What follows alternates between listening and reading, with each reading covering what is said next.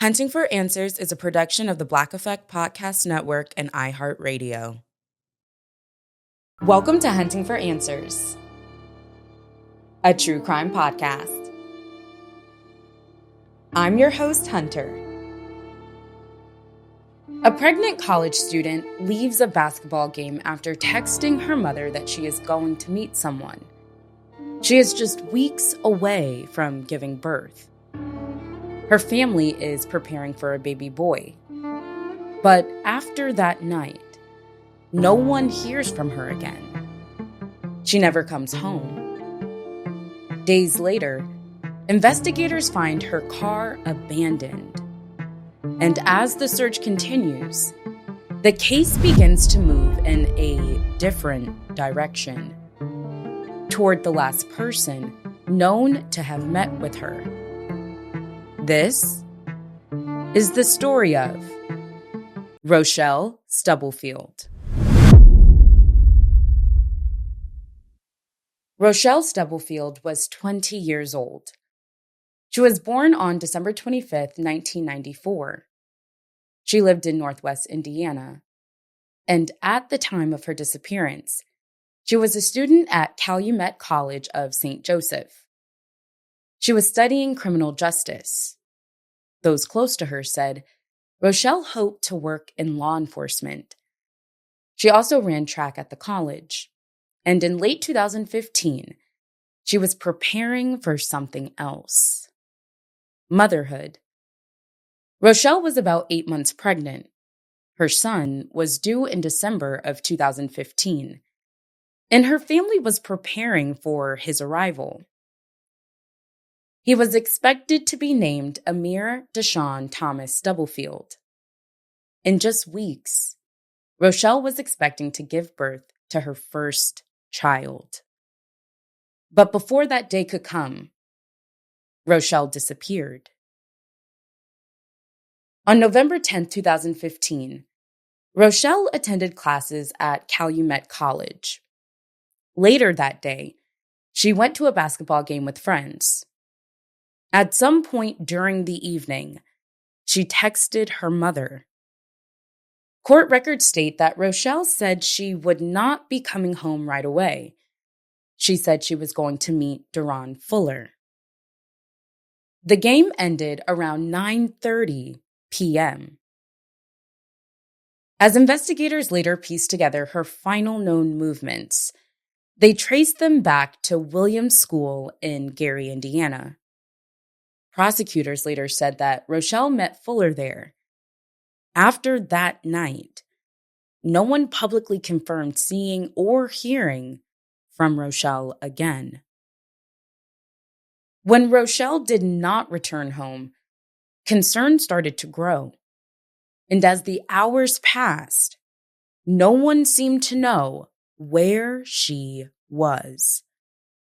At some point, Rochelle's mother contacted Deron Fuller. Court records state that Fuller said he had not seen Rochelle. He also denied being her boyfriend and denied being the father of her child. Investigators later said that Fuller suggested Rochelle may have gone to Atlanta. But as investigators continued piecing together her last movements, they found no verified evidence that Rochelle had left the area voluntarily. And on November 12, 2015, Rochelle was officially reported missing. The search for Rochelle expanded quickly. Law enforcement continued working to trace Rochelle's final known whereabouts, and investigators searched for any sign of where she might be. Then, investigators found something that deepened the investigation: her car. It had been abandoned in Gary, but Rochelle was not inside. As the investigation continued, searches started focusing on the area around Williams School. And there, investigators recovered personal items believed to belong to Rochelle, including her shoes, her asthma inhaler, and a pair of broken eyeglasses.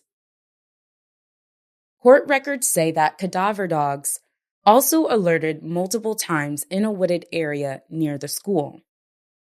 But despite the searches, Rochelle was never found. As investigators continued building a timeline, the case started taking another turn.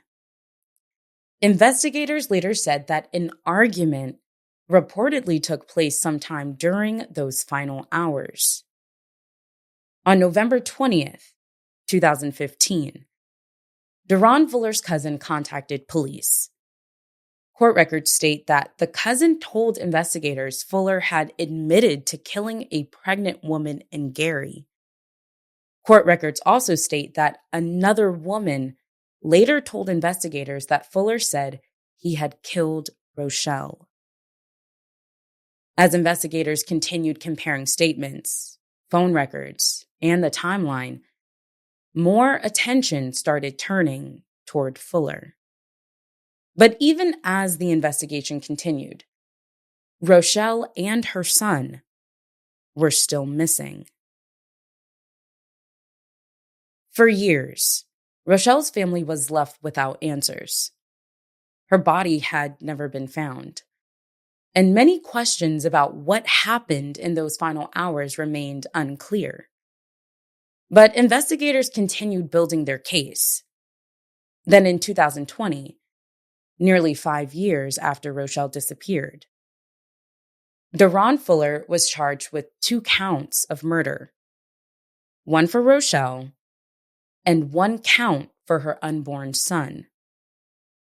He was also charged with obstruction of justice. During the case, prosecutors argued that Fuller did not want to be tied to the pregnancy. But even after the charges, many questions about what happened that night remained unanswered. The case eventually went to trial, and in April of 2023, a Lake County jury found Deron Fuller guilty on all counts. Even as the case went to trial, Rochelle had still never been found. Prosecutors argued that the timeline, the recovered items, phone records, and witness testimony pointed to Fuller. Fuller was later sentenced to an aggregate 94 years in prison. In 2024, the Indiana Court of Appeals upheld the conviction. But even after the verdict, one question remains. Where is Rochelle Stubblefield? Rochelle was 20 years old. She was about to become a mother. She was in college, and in just weeks, she was expecting to give birth to her son. Rochelle's family still does not know where she is. Our thoughts are with Rochelle Stubblefield's family and loved ones. As we close this episode, Rochelle has still never been found. Questions about what happened to Rochelle and her unborn son still remain. Anyone with information about Rochelle Stubblefield's disappearance is encouraged to contact the Gary Police Department or the FBI. Contact details are listed in the show notes. For more cases and updates, follow Hunting for Answers. You can also connect with us through our Facebook group and find us on YouTube, Instagram, and TikTok. If there's a story you believe deserves attention, we'd love to hear from you. Thank you for joining us for another episode. Until next time. Hunting for Answers is a production of the Black Effect Podcast Network. For more podcasts from the Black Effect Podcast Network, visit the iHeartRadio app, Apple Podcasts, or wherever you listen to your favorite shows.